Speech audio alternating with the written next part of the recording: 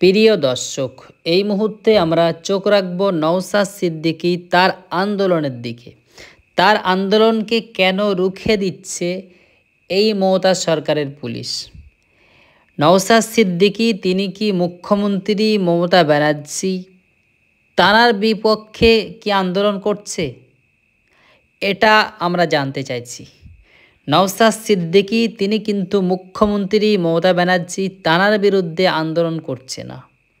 নওশাদ সিদ্দিকী মূলত এদিন যে আন্দোলনটা করতে গিয়েছিল, সেখানে সরাসরি কেন্দ্র সরকার যে আইন আনছে, ওয়াকফ আইন, এই ওয়াকফ আইনের বিরোধিতা করার জন্য নওশাদ সিদ্দিকী কলকাতার ধর্মতলাতে মানুষদেরকে নিয়ে জমায়েত করেছিল। কিন্তু শুরুতেই নওশাদকে ঘুষি মারা হয়েছে সিভিল ড্রেসে, এবং নওশাদকে বারবার ভ্যানে তোলা হয়েছে, পুলিশ ভ্যানে।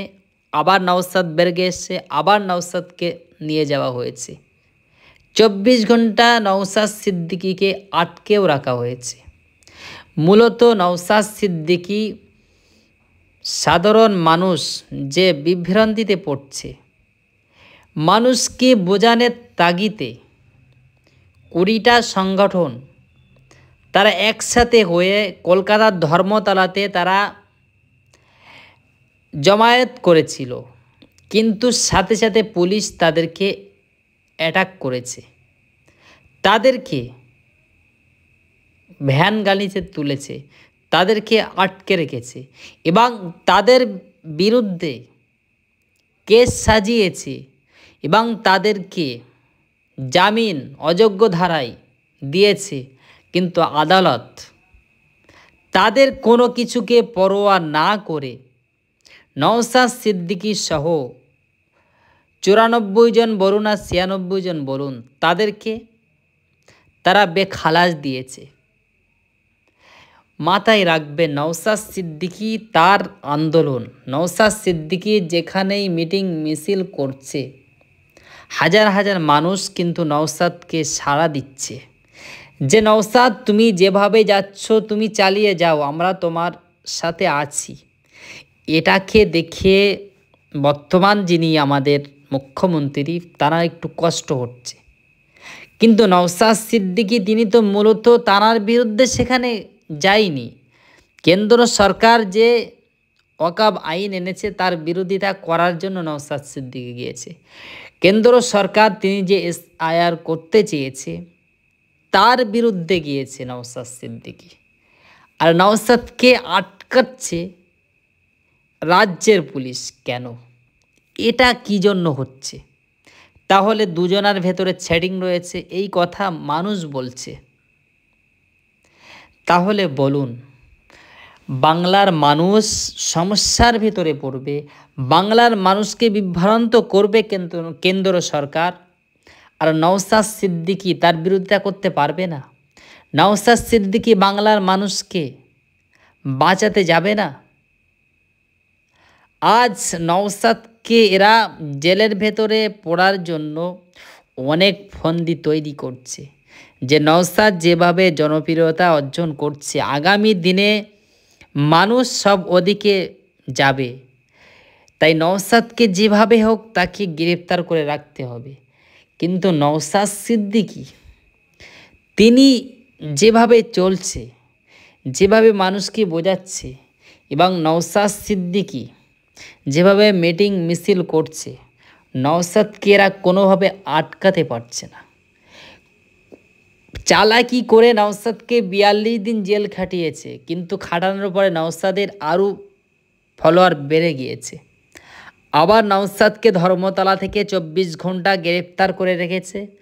আবার নওশাদ সিদ্দিকীর দলে হু হু করে মানুষ বাড়ছে। এরা কোনোভাবে নওশাদকে আটকাতে পারছে না, তাই বারবার এরা নওশাদকে টার্গেট করছে। আর নওশাদকে বারবার যখন টার্গেট করছে, নওশাদ সিদ্দিকীকে মানুষ সাথে নিচ্ছে, পাশে দাঁড়াচ্ছে। কেন? যে নওশাদ সত্য কথা বলছে।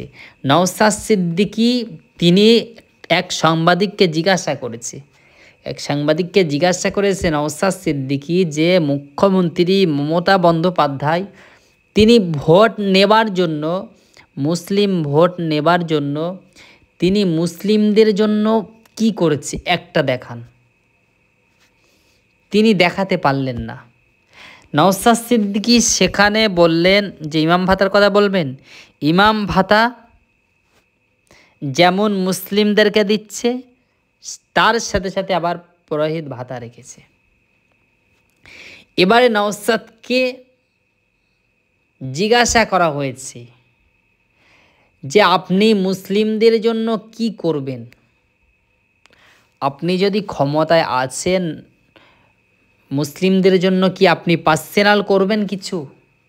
নওশাদ সিদ্দিকী তিনি কি বলেছেন যে আমি যেটা করব সবার জন্য, আমার কাছে সবাই সমান, হিন্দু মুসলিম শিখ সাই যাই বলো না কেন সবাই সমান। কিন্তু মুখ্যমন্ত্রী ভোট নেবার জন্য আমি এটা বলতে চাইছি যে পার্সোনাল মুসলিমদের জন্য কিছু করুন না, আমি এটা বলতে চাইনি। মুখ্যমন্ত্রী মমতা ব্যানার্জি তিনি ভোট চাওয়ার সময় কি বলছে, বিজেপিকে দেখাচ্ছে, বিজেপি চলে আসবে, আপনারা যদি আমাদেরকে ভোট না দেন, টিএমসিকে যদি ভোট না দেন তাহলে বিজেপি চলে আসবে। মুখ্যমন্ত্রী মমতা ব্যানার্জি তার পার্টি তারা কিন্তু এটাই আমাদের ভয় দেখাচ্ছে যে আমাদেরকে যদি ভোট না দেন, আর মানুষের ভেতরে কিন্তু এটাই ঢুকে যাচ্ছে, মানুষের মজকে কিন্তু এটাই ঢুকে যাচ্ছে যদি আমরা বিজেপির বিরোধী পার্টি হিসেবে টিএমসিকে যদি আমরা ভোট না দেই, নওশাদ সিদ্দিকীর ছোট দল আর কংগ্রেসের তো বেশি ভোট নেই, সিপিএমেরও বেশি ভোট নেই, তাহলে বিজেপি চলে আসবে। এই ভয়টা দেখিয়ে দিচ্ছে মানুষ, কিন্তু সব টিএমসিকে ভোট দিচ্ছে। কিন্তু দেওয়ার পরে কি হচ্ছে, কেন্দ্র সরকার একটার পর একটা আইন আনছে এবং মানুষদেরকে বিভ্রান্তায় ফেলে দিচ্ছে। যেমন এর আগে 3 তালাক বিল পাস করে দিয়েছে, এখন আবার এসআইআর করছে, নাম তালিকা থেকে বাদ পড়ে যাচ্ছে, ভোটার তালিকা থেকে নাম বাদ দিয়ে দিচ্ছে, যে অনুপ্রবেশকারী যারা রয়েছেন তাদেরকে আমাদের রাজ্যে রাখা যাবে না, আমাদের পশ্চিম বাংলা থেকে তাড়িয়ে দেওয়া হবে। এমন করে একটার পর একটা তৈরি করছে, অকাব আইনের বিরোধিতা নওশাদ সিদ্দিকী করছে, অকাব আইন তৈরি করছে, তিনি নিতে চাইছেন অকাবের দায়িত্ব। মুসলিমদের যে সম্পদ সেখানে কেন্দ্র সরকার কেন নিতে যাবে, এটা কিন্তু বড় একটা পয়েন্ট। কিন্তু কেন্দ্র সরকার কেন নিতে চাইছেন এটা কিন্তু কেউ একবারও ভাবি